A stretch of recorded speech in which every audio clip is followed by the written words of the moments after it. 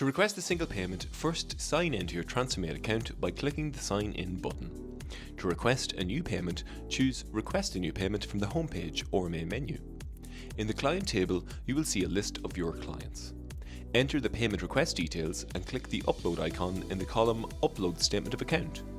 Click Submit and View Payments Requests Summary to add the payment request.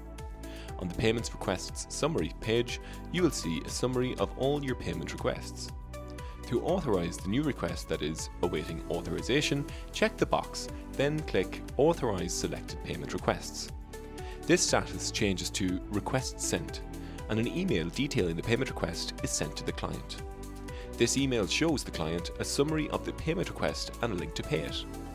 By clicking the link in the email, they are taken to the TransferMate payment portal where they are shown the amount they need to pay in their local currency to settle the request. They can then fill in their details either as a guest or by signing in to their TransferMate account to settle the payment. During the booking payment process, they are able to review all the payment details before booking the payment.